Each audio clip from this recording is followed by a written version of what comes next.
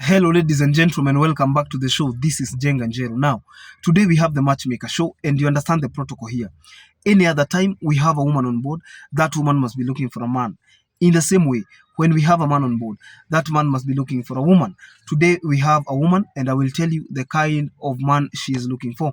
She is 70. Lydia is 70 years old. I had already given a preview of her story on my official Facebook page at Jenga Njero, the one that has 84,000 followers and above. I don't have two Facebook pages, so please be careful when you are checking. Hata wewe unaangalia unaona sudo, unaona hii ni ya kujifanya. Check my page, eh? We have numbers. Numbers don't lie. So please check whether you have subscribed, check whether you have followed that Facebook page. Now, our guest on today's show is Lydia, and Lydia has spent more than 27 years. Hii mwaka ikiisha itakuwa mwaka wake wa 28th, eh? 27 years, more than 27 years in Europe, working there, and she was in Germany, and it reaches a point where you want to come home. It reaches a point where you want to retire. It reaches a point where you want to now eat what you have been gathering. It reaches a point where you also want to relax and enjoy life. It also reaches a point, and everyone's desire is to reach that point where you don't have to go to work the next morning. You can enjoy at least what you have, no matter how small it is.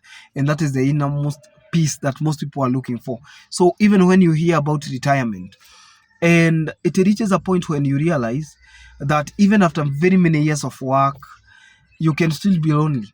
Because if you're working and you're going to work for maybe 12 hours, 9 hours, 8 hours a day, you interact with colleagues, you interact with workers, employees just like you, or even if you are the boss, you interact with people. But when you retire, you realize that you don't have so much happening in your life because the work that had occupied most of your time is no longer there. So you have a lot of time, but no company. Are you getting the point? But when you are working, there was company and there was no time. So now you have time, but you don't have people to interact with. Because at the age of 70 now, you have narrowed your circle. You are not trying to make life. Life has already set the pace. So you only have very few but genuine friends. But those friends have their lives working. And hawezi shinda ati kazi yako ni kutembelea marafiki. Maybe rafiki yako mwingine ameolewa, anataka kuspend retirement na bwana yake. So you cannot say kazi yako ni kutembelea huyu, kama sitembelei huyu anitembelee. That's a very boring kind of life. So you need a companion. And that is why this show exists. And that's why we are even on a marathon, so that as many as of those who want to be connected, we will set the pace and you'll be on the choosing end. Even those who want to be posted on this show, we can always do that. You can contact my desk on 0712 997 660. And you can always, at any given point, be able to, you can be able to match. You can be able to match. And unajua unakuwa approached by very, very many people. So our guest on today's show is Lydia.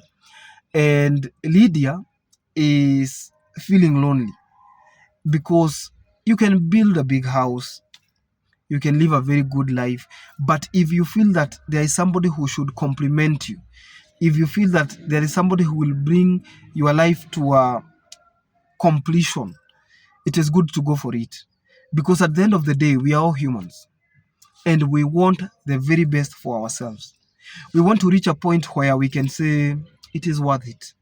Let me be happy.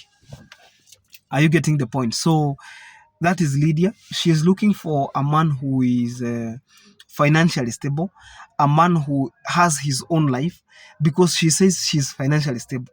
She can show what she went there to do. So she can tell you, I went to Europe for 27 years.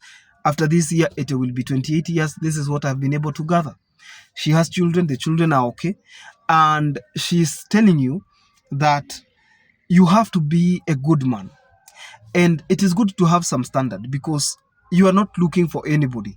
Niliona mtu hapo akicomment ujinga, anasema ati huyu amekosa mtu na venye ni mrembo. Huyu amekosa mtu na venye unajiuliza, just because you are beautiful, are you going for anybody? No, there are things you are looking forward to achieve. And that's why I always tell people, on this show, nobody is desperate. Even the people who are watching me today and they are single, nobody is desperate. It is just that you are looking for that perfect match.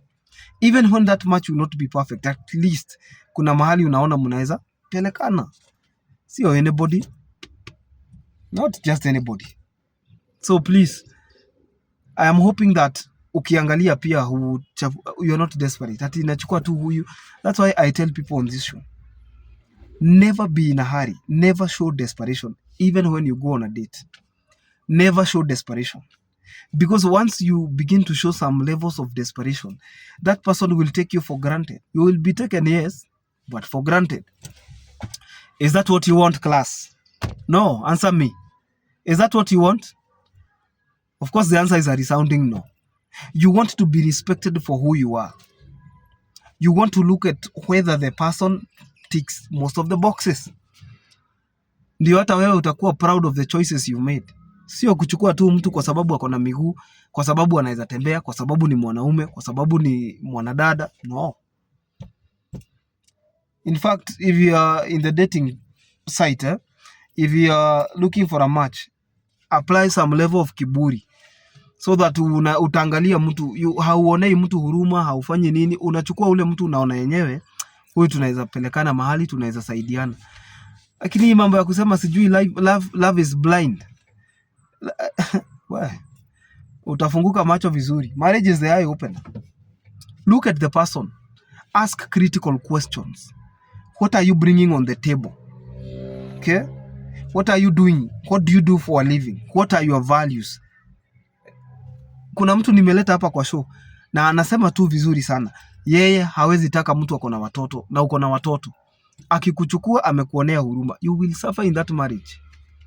Mwingine amesema nitafutie mtu na akipatikana mtu hapatangi watoto, the better. Na huyo mtu anasema hapendi watoto. Alafu unaenda kupeleka watoto hapo. I am telling you, dust is constant.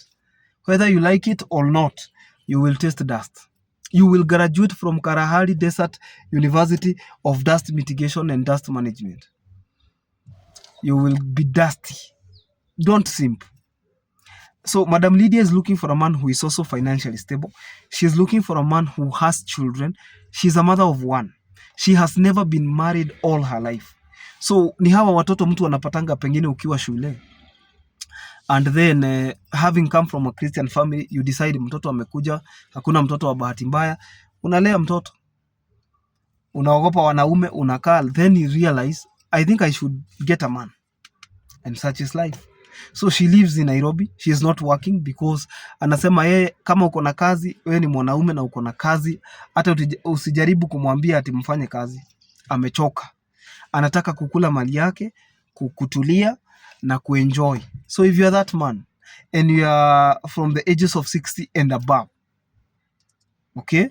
60 and above can be anywhere, hata so. And you feel like you can fit, or you are there and your mother, maybe you feel like your mother can, your father, can be able to meet this woman. She's a very good woman, African woman, properly raised. So we are wishing her well and we hope she gets a good match. Until then, this is Jenga Njeru. See you in the next video.